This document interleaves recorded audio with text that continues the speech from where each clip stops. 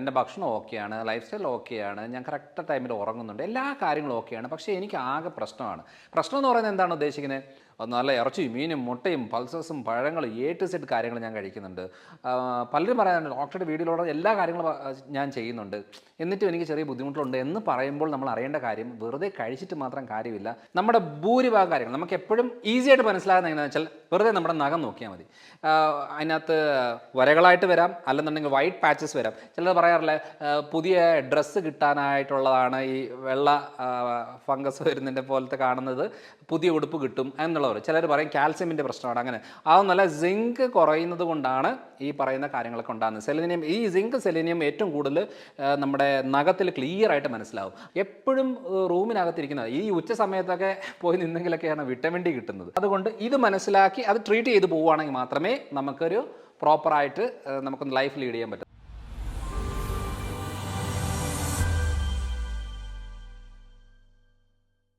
Hello everyone, I am doctor Manoj Johnson, lifestyle physician, John Marian hospital, Pala. നമ്മളിൽ പലർക്കും തോന്നാറുണ്ട് എല്ലാം ഞാൻ ഓക്കെയാണല്ലോ, എൻ്റെ ഭക്ഷണം ഓക്കെയാണ്, ലൈഫ് സ്റ്റൈൽ ഓക്കെയാണ്, ഞാൻ കറക്റ്റ് ടൈമിൽ ഉറങ്ങുന്നുണ്ട്, എല്ലാ കാര്യങ്ങളും ഓക്കെയാണ്, പക്ഷേ എനിക്ക് ആകെ പ്രശ്നമാണ്. പ്രശ്നം എന്ന് പറയുന്നത് എന്താണ് ഉദ്ദേശിക്കുന്നത്? അതായത് മുടി കൊഴിച്ചിലുണ്ട്, ക്ഷീണമുണ്ട്, ടെൻഷൻ ലെവൽ കൂടുന്നു, മറവി ഉണ്ടാകുന്നു, കോൺസെൻട്രേറ്റ് ചെയ്യാൻ പറ്റുന്നില്ല, സ്കിന്നിലൊക്കെ പെട്ടെന്ന് റിങ്കിൾസ് വരുന്നു, മുടി പെട്ടെന്ന് നരയ്ക്കുന്നു, അതേപോലെ എപ്പോഴും മടിയും ക്ഷീണവുമാണ്, ശരീരത്തിൽ വേദനകളുണ്ട്, അപ്പം ഡൈജഷൻ്റെ പ്രശ്നമുണ്ട്. അങ്ങനെ പല രീതിയിലുള്ള കാര്യങ്ങൾ നമ്മൾ നോക്കുമ്പോൾ ടെസ്റ്റ് ചെയ്ത് ഒരു കുഴപ്പം കാണത്തില്ല, പക്ഷേ ഈ പ്രശ്നങ്ങളൊക്കെ ഉണ്ട്. അപ്പോൾ ഇത്രയും കാര്യങ്ങൾ ചെയ്തിട്ട് എന്തുകൊണ്ടാണ് എൻ്റെ ഈ ഒരു ബുദ്ധിമുട്ടുകൾ മാറാത്തത് എന്ന് പറഞ്ഞാൽ, അത് ശരിക്കും പറഞ്ഞാൽ നമ്മൾ ഇത് എന്താ പറയുക, നമ്മുടെ അടുത്ത് വരും പറയുന്നത് ന്യൂട്രീഷൻ ഡെഫിഷ്യൻസി ആവാൻ സാധ്യതയുണ്ടെന്ന് പറയുമ്പോൾ അതെങ്ങനെയാണ് ന്യൂട്രീഷൻ ഡെഫിഷ്യൻസി ആകുന്നത്? ഞാൻ എന്ത് കാര്യങ്ങളാണ് കഴിക്കുന്നത്? ഒമേഗ 3 എടുക്കുന്നുണ്ട്, വിറ്റാമിൻ ഡി എടുക്കുന്നുണ്ട്, ടു സെറ്റ് ഉള്ള സപ്ലിമെൻറ്റിൻ്റെ ലിസ്റ്റുകളെല്ലാം പേര് പറയും. നല്ല ഇറച്ചിയും മീനും മുട്ടയും പൾസസും പഴങ്ങളും ടു സെറ്റ് കാര്യങ്ങൾ ഞാൻ കഴിക്കുന്നുണ്ട്.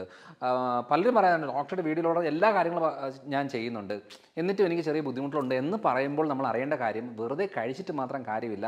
ഇതിൻ്റെ ഉള്ളിൽ എന്തൊക്കെ പ്രശ്നങ്ങളുണ്ട് എന്നുള്ളത് മനസ്സിലാക്കിയിട്ട് എന്തുകൊണ്ടാണ് ഇത്രയും കാര്യങ്ങൾ ചെയ്തിട്ട് നമുക്ക് ഈ അളവ് കുറയുന്നത്, വിറ്റമിൻ ഡി എങ്ങനെ കുറയുന്നത്, B12 എങ്ങനെ കുറയുന്നത്, ഫെറിറ്റിൻ എങ്ങനെ കുറയുന്നത്, ഇങ്ങനെ പല കാര്യങ്ങളും നമ്മൾ കുറവായിരിക്കും. പക്ഷെ അതൊരു വലിയ വിഷയമായിട്ട് ഡോക്ടേഴ്സ് പറയാത്തത് കൊണ്ട് നമ്മൾ അതിൻ്റെ റൂട്ട് കോസ് നോക്കത്തില്ല. അപ്പോൾ എന്താണ് എന്നുള്ളതാണ് നമ്മൾ ഈ ഒരു ഇതിലൂടെ ഉദ്ദേശിക്കുന്നത്. അതായത് നമ്മളിപ്പം ഭൂരിഭാഗം ആളുകൾ പറയുന്നത് എനിക്ക് എപ്പോഴും മുടി കൊഴിച്ചില്ല എന്ന് പറയുന്നവരുണ്ട്. അതേപോലെ പല കാരണങ്ങളുണ്ട്. എന്നാലും നമ്മളൊരു ചെക്ക് ചെയ്യുന്ന സമയത്ത് എപ്പോഴും ഈ ഫെറിറ്റിൻ എന്ന് പറയുന്ന ഒരു നമ്മൾ ചെയ്യണം. അപ്പോൾ ഈ ഫെറിറ്റിൻ എന്ന് പറയുമ്പം മനസ്സിലാക്കേണ്ട ഒരു കാര്യം എന്ന് വെച്ചാൽ, ഈ ഫെറിറ്റിനാണ് ശരിക്കും പറഞ്ഞാൽ ഭൂരിഭാഗ സാഹചര്യങ്ങളിൽ ഈ മുടി കൊഴിച്ചിലുണ്ടാക്കുന്നത്. അതായത് ഫെറിറ്റിൻ ഏറ്റവും ഇമ്പോർട്ടൻ്റ് ആയിട്ട് ആവശ്യമുള്ളതാണ് നമ്മുടെ ശരീരത്തിൽ. അതായത് ഈ അയൺ എന്ന് പറയുന്നത് ആക്റ്റീവ് ഫോമാണ്. നമ്മൾ ഫെറിറ്റിൻ എന്ന് പറയുന്നത് സ്റ്റോറേജ് ആയിട്ടിരിക്കുന്നതാണ്. ഈ ഫെറിറ്റിൻ ആവശ്യത്തിൽ നമുക്കില്ല എന്നുണ്ടെങ്കിൽ അയൺ ആയിട്ട് കൺവേർട്ട് ആവില്ല. ഈ അയൺ കുറഞ്ഞു കഴിഞ്ഞാൽ അല്ലെങ്കിൽ ഫെറിറ്റിൻ കുറഞ്ഞു കഴിഞ്ഞാൽ കുറച്ച് നാൾ കൊണ്ട് തന്നെ അവർക്ക് തൈറോയ്ഡ് പ്രശ്നമുണ്ടാകും. കാരണം ഏറ്റവും കൂടുതൽ തൈറോയ്ഡ് ഗ്ലാൻഡിൽ ഫംഗ്ഷനിങ് ആവണമെന്നുണ്ടെങ്കിൽ T3 T4 പ്രൊഡക്ഷനൊക്കെ പ്രോപ്പറായി വരണമെന്നുണ്ടെങ്കിൽ അതിന് ഏറ്റവും കൂടുതൽ ആവശ്യമുള്ളത് അയനാണ്. അപ്പം ഫെറിറ്റിൻ കുറഞ്ഞാൽ തൈറോയ്ഡ് ഉണ്ടാകും, ഫെറിറ്റിൻ കുറഞ്ഞാൽ മുടി കൊഴിച്ചിലുണ്ടാകും. അപ്പം അതിനെന്താ ചെയ്യേണ്ടത്? എന്തൊക്കെയാണ് അതിൻ്റെ കാരണങ്ങൾ? ഒന്നാമത്തെ കാര്യം എന്ന് പറയുന്നത് ലോ സ്റ്റൊമക്ക് ആസിഡ്. അതായത് ഫെറിറ്റിൻ എങ്ങനെയാണ് ശരിക്കും പറഞ്ഞാൽ നമ്മുടെ ഈ പ്രോട്ടീൻസും ഇറച്ചി മീൻ അല്ലെങ്കിൽ പയറുപരിപ്പ് വർഗ്ഗങ്ങൾ ഇതിനകത്തൊക്കെ ഉള്ള അയൺ കണ്ടൻറ്റ് നമുക്കത് ശരീരത്തിൽ ഉപയോഗപ്പെടണമെന്നുണ്ടെങ്കിൽ ഈ പ്രോപ്പർ അളവിൽ ആസിഡ് ഉണ്ടെങ്കിൽ മാത്രമേ ഈ പ്രോട്ടീനെ ദഹിപ്പിക്കാനും വിഘടിപ്പിക്കാനും അതിൽ നിന്നുള്ളത് അബ്സോർബ് ചെയ്യാനൊക്കെ പറ്റത്തുള്ളൂ. അപ്പം ആസിഡ് ലെവൽ കുറവാണെന്നുണ്ടെങ്കിൽ അവർക്ക് ഫെറിറ്റിൻ ലെവൽ കുറയാനുള്ള സാധ്യതയുണ്ട്. രണ്ടാമത്തെ കാര്യം എന്ന് പറയുന്നത് പാരസൈറ്റിക് ഇൻഫെക്ഷൻ. അതായത് വിരയുടെ പ്രശ്നമുള്ള ആളുകളിൽ, അതായത് നമ്മൾക്ക് കിട്ടുന്ന ഈ പറയുന്ന അയൺ കണ്ടൻറ്റ് എല്ലാം ഈ പറയുന്ന ഈ വിര തന്നെ പാരസൈറ്റ് തന്നെ എടുത്തുകൊണ്ട് പോകുമ്പോൾ ശരീരത്തിന് അത് കിട്ടത്തില്ല. അതും ഒരു കാരണമാണ്. പിന്നെയുള്ളത് മെനോറേജിയ. അതായത് നമുക്ക് ഈ ഫൈബ്രോയിഡ്സ് അല്ലെന്നുണ്ടെങ്കിൽ പറയുന്ന ഈ ബ്ലീഡിങ് റിലേറ്റഡ് ആയിട്ടുള്ള പ്രോബ്ലമുള്ള സ്ത്രീകളിൽ കൂടുതൽ ബ്ലഡ് ഇങ്ങനെ പോകുന്നതിൻ്റെ ഭാഗമായിട്ടും ഫെറിറ്റിൻ അളവ് കുറയും. ഇതൊക്കെ മെയിനായിട്ടുള്ള കാര്യമാണ്. പിന്നെ വളരെ ഇമ്പോർട്ടൻ്റ് ആയിട്ട് ചിലരൊക്കെ ഈ ചായ കാപ്പിയൊക്കെ 5ഉം 8ഉം 10ഉം ഗ്ലാസ്സൊക്കെ കുടിക്കുന്നവരുണ്ട്. ഞാൻ പല ആൾക്കാരെ കൺസൾട്ട് ചെയ്യുന്ന സമയത്ത് എനിക്ക് മനസ്സിലായ കാര്യം എന്ന് വെച്ചാൽ, ശരിക്കും പറഞ്ഞാൽ 1-2 ഗ്ലാസ് ഒരു ദിവസം ധാരാളം മതി. അതിൽ കൂടുതലായിട്ട് എടുത്തു കഴിഞ്ഞാൽ ഈ പറയുന്ന ഈ ടാനിനും കാഫിനും ഒക്കെ ഇതൊക്കെ എന്നാ സംഭവിക്കുന്നത് വെച്ചാൽ ഈ കുടലിൽ നിന്ന് ഈ അയൺ അബ്സോർബ് ചെയ്യുന്നതിനെ തടയാനായിട്ടുള്ള ഒരു കാര്യമാണ്. അതുകൊണ്ട് കൂടുതൽ അളവിൽ അതൊക്കെ എടുത്തുകൊണ്ടിരുന്ന് കഴിഞ്ഞാലും ഈ പ്രശ്നങ്ങളുണ്ടാകും. അപ്പം മനസ്സിലാക്കണം, വെറും തൈറോയിഡിൻ്റെ പ്രശ്നങ്ങൾ ഉണ്ടാകുന്നത്, അതേപോലെ തന്നെ മുടികൊഴിച്ചിലിൻ്റെ പ്രശ്നങ്ങൾ ഉണ്ടാകുന്നത്, ഇതിലൊക്കെ ഏറ്റവും കൂടുതലായിട്ട് വരുന്നത് ഫെറിറ്റിൻ ലെവൽ കുറയുന്നതാണ്. അപ്പോൾ അതൊന്ന് ചെക്ക് ചെയ്ത് നോക്കിയിട്ട് അതിൻ്റെ ഈ കാരണങ്ങളാണെങ്കിൽ അത് ക്ലിയർ ആക്കി എടുക്കണം.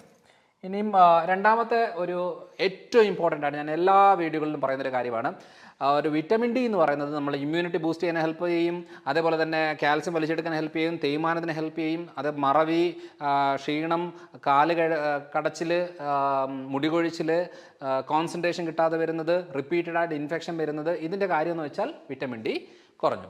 ഇതാണ് ശരിക്കും പറഞ്ഞാൽ വിറ്റമിൻ ഡിയുടെ മെയിനായിട്ടുള്ള കാര്യം. ഇനി വിറ്റമിൻ ഡി കുറയാനായിട്ട് എന്താ കാര്യം? ഒന്ന്, നമ്മളിൽ ഭൂരിഭാഗവും സൺലൈറ്റിലല്ല.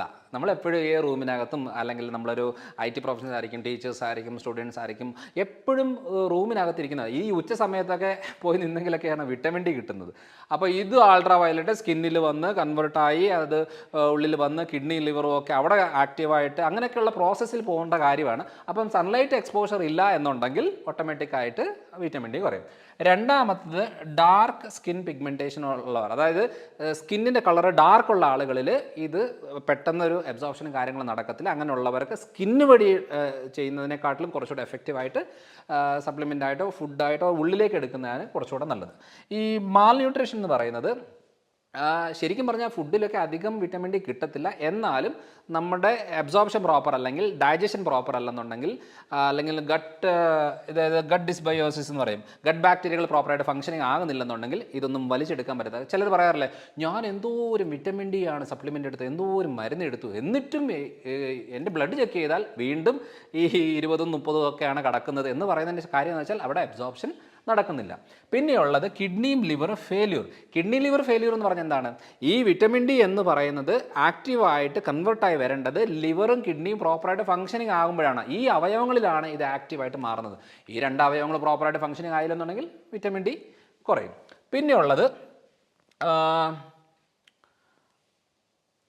ഇത്രയും കാര്യങ്ങളാണ് മെയിനായിട്ടും ശരിക്കും പറഞ്ഞാൽ വിറ്റമിൻ ഡി കുറയാനുള്ള കാര്യം. അപ്പോൾ വിറ്റമിൻ ഡി കുറയുമ്പോൾ തന്നെ ഒത്തിരിയേറെ കാര്യങ്ങളുടെ പ്രശ്നങ്ങൾ ഞാൻ ഓൾറെഡി പറഞ്ഞു. അപ്പോൾ ഈ കാര്യങ്ങളൊക്കെ ഒന്ന് ലെവലാക്കി വരുവാണെന്നുണ്ടെങ്കിൽ മാത്രമേ നമുക്ക് ഉപയോഗമുള്ളൂ. അല്ലാതെ ഒരു സപ്ലിമെൻ്റ് എടുത്താൽ മതി, അല്ലെന്നുണ്ടെങ്കിൽ ഹൈഡോസ് വിറ്റമിൻ ഡി എടുത്താൽ മതി എന്ന് പറഞ്ഞിട്ട് കാര്യമില്ല. അബ്സോർപ്ഷൻ നടന്നില്ലെങ്കിൽ അതും ക്ലിയർ ആകത്തില്ല. അപ്പോൾ ഇത്രയും കാര്യങ്ങൾ മനസ്സിൽ വെച്ച് ഇത് ക്ലിയർ ആക്കിയെങ്കിൽ മാത്രമേ നമുക്ക് വിറ്റമിൻ ഡിയുടെ ഡെഫിഷ്യൻസി ക്ലിയർ ആക്കാൻ സാധിക്കത്തുള്ളൂ.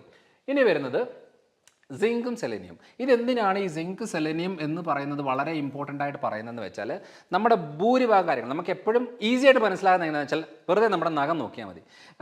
അതിനകത്ത് വരകളായിട്ട് വരാം, അല്ലെന്നുണ്ടെങ്കിൽ വൈറ്റ് പാച്ചസ് വരാം. ചിലർ പറയാറില്ല, പുതിയ ഡ്രസ്സ് കിട്ടാനായിട്ടുള്ളതാണ് ഈ വെള്ള ഫംഗസ് വരുന്നതിൻ്റെ പോലത്തെ കാണുന്നത്, പുതിയ ഉടുപ്പ് കിട്ടും എന്നുള്ളവർ. ചിലർ പറയും കാൽസ്യമിൻ്റെ പ്രശ്നമാണ്. അങ്ങനെ അതൊന്നല്ല, സിങ്ക് കുറയുന്നത് കൊണ്ടാണ് ഈ പറയുന്ന കാര്യങ്ങളൊക്കെ ഉണ്ടാകുന്നത്. സെലനിയം, ഈ സിങ്ക് സെലനിയം ഏറ്റവും കൂടുതൽ നമ്മുടെ നഖത്തിൽ ക്ലിയർ ആയിട്ട് മനസ്സിലാവും. അങ്ങനെയുള്ള കണ്ടീഷൻ ഉണ്ടെങ്കിൽ അതാണ് ഏറ്റവും കൂടുതൽ ആവശ്യമുള്ളത്. നമ്മുടെ തൈറോയ്ഡ് ഫംഗ്ഷൻ പ്രോപ്പറായിട്ട് നടക്കണമെന്ന് സിങ്ക് സെലനിയം വേണം.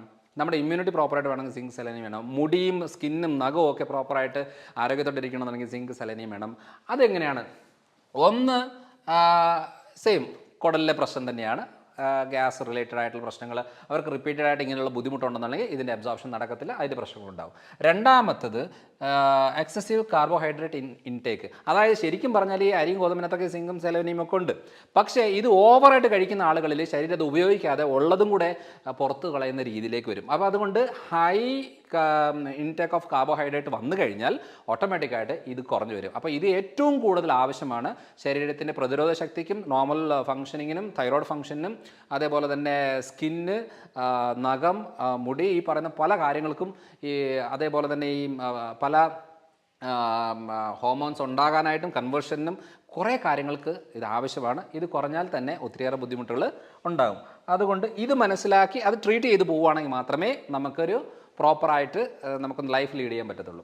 ഇനിയുള്ളത് B12.